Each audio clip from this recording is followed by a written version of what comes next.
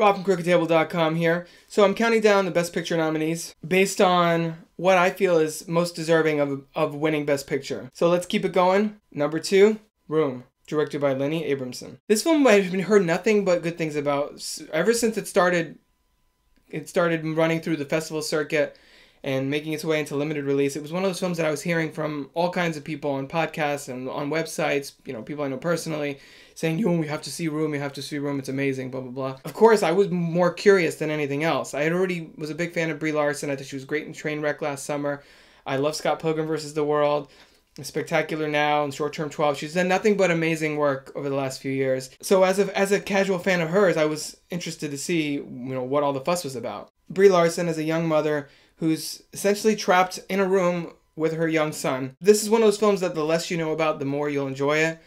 So I won't really go into the circumstances of why they're in there or, how that exactly plays out, which in a way makes Room kind of hard to talk about. I will say that the film is written by Emma Donoghue based on her own novel, and it really tracks the relationship between the characters played by Larson and newcomer Jacob Tremblay, who, by the way, really should have been nominated for an Oscar for Best Supporting Actor. The fact that he isn't is kind of ridiculous to me, especially when you have other nominees in that category, and I won't name names, who probably really didn't necessarily deserve that nomination.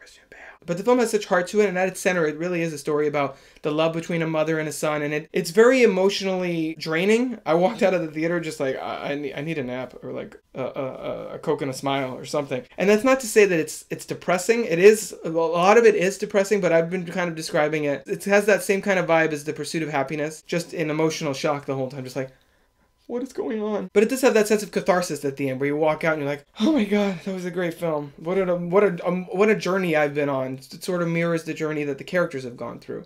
And Brie Larson is such, I would say she's a revelation in this film, but I've seen her in other stuff, and I've been saying for a while that she's a very talented actress. This is the film that finally let the world know it.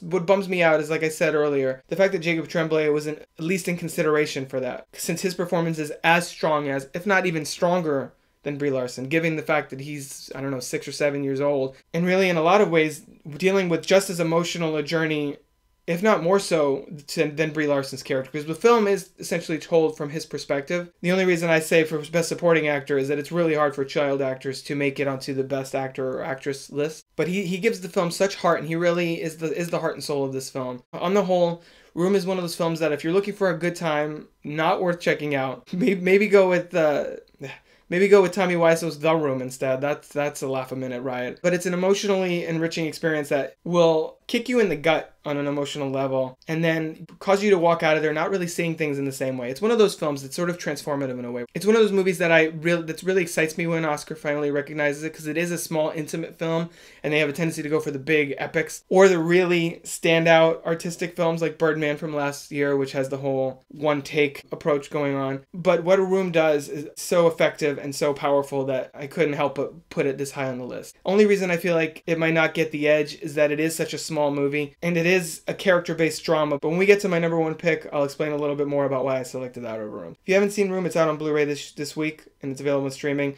Definitely check it out. Just make sure you have yourself emotionally prepped to see something very, very heavy, but ultimately very rewarding. Have you seen Room? Share your thoughts in the comment section below. Visit crookedtable.com for more videos, podcasts, reviews, and other movie-related goodies.